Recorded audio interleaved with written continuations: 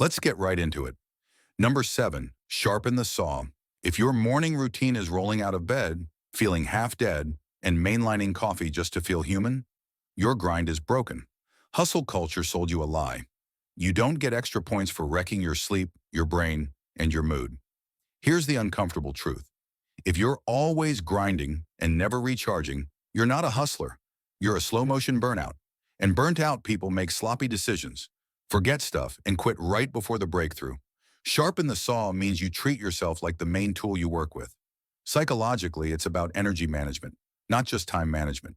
Your brain can only focus, learn, and stay disciplined if your body and mind aren't running on empty 24/7. Here's the hack. Instead of trying to overhaul your whole life, build one tiny maintenance habit in 4 areas: body, mind, emotions, and spirit. It could look like this. Body, 10-minute walk after work. Mind, read 5 pages of a real book. Emotions, text one person you appreciate. Spirit, 2 minutes of silence, prayer, or meditation. Set one time every day and stack these right after something you already do, like brushing your teeth or making coffee. That's called habit stacking. Over time, these little resets keep your saw sharp, so when it's time to perform, you're actually ready, not just pretending. Number 6, synergize. If the phrase group project gives you instant flashbacks to doing all the work while everyone else coasted, you're not alone. But here's the plot twist. The people who learn to turn that chaos into results are the ones who end up running the meetings and the companies. Synergize is just a fancy way of saying, together we can create something none of us could pull off alone. Psychologically, it taps into cognitive diversity, different brains seeing different angles of the same problem. Studies show mixed skill, mixed personality teams regularly outperform all-star groups of high achievers who all think the same. Here's the hack. Instead of trying to be the smartest person in the room, try to be the one who pulls the room together. In your next group project, meeting, or collab, ask people directly, what's one thing you see here that I might be missing? Then shut up and write it down. Also, play to strengths. The organized one handles structure, the talker presents, the creative one brainstorms, and the data nerd checks numbers. When everyone gets to operate in their lane, motivation and results both spikes. In a hyper-competitive culture, synergy is your unfair advantage. You stop fighting for a bigger slice and start building a bigger pizza. Number 5, seek first to understand, then to be understood. Here's a red flag nobody tells you. If people vent to you once and never really come back, it's usually not they got busy. It's that you made them feel unheard. And nothing makes people shut down faster in America than feeling like you don't actually get them. This habit is pure psychology. It's about empathy and something called active listening. When someone feels truly understood, their nervous system calms down. They stop defending, stop performing, and start being real with you. And once that happens, they're way more open to your ideas, your feedback, and even your boundaries. Here's the hack. In your next argument or deep convo, don't lead with your point. First, mirror theirs.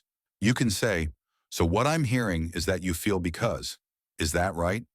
Then shut up and let them correct you if needed. Most people have never experienced someone doing that for them. It feels rare, almost weird, in a good way. And here's the twist. Once they feel heard, 9 times out of 10 they'll say, okay, what do you think? Now your words actually land instead of bouncing off a defensive wall. That's how quiet listeners end up becoming the most persuasive people in the room. Number 4, win-win, hot take. Your I have to win no matter what mindset might be the exact reason you're losing long-term. In the States, we worship the solo grinder, but psychology says that my first attitude quietly kills your network, your reputation, and your bag. Win-win is the habit of looking for outcomes where both people walk away better off. Psychologically, this comes from an abundance mindset, the belief that there's enough success, money, and recognition to go around. The opposite is a scarcity mindset.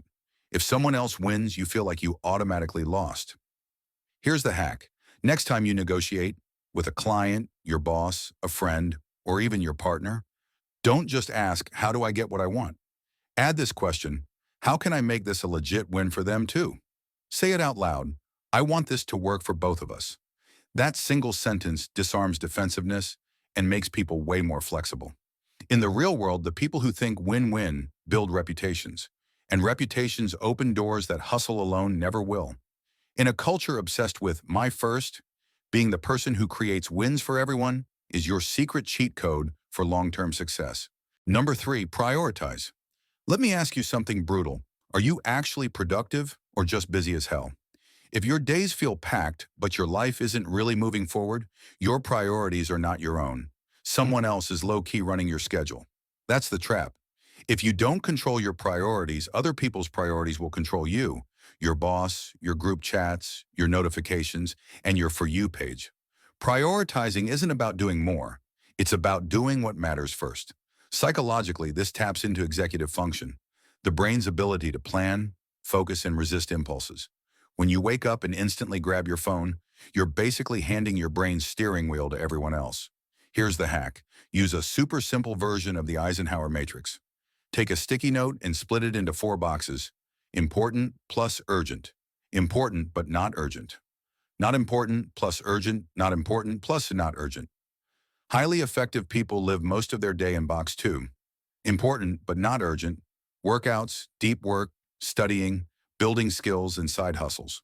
Every morning, pick 3 tasks from box 1 or 2 and make them non-negotiable.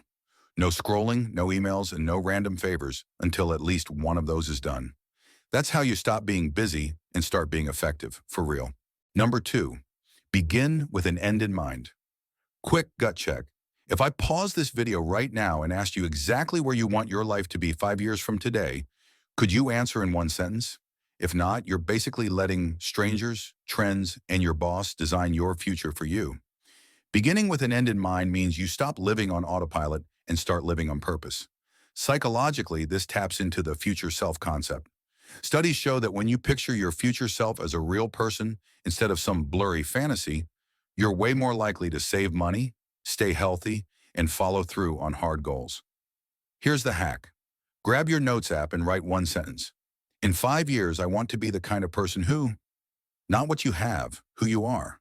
Maybe it's disciplined, financially free, calm, or a leader.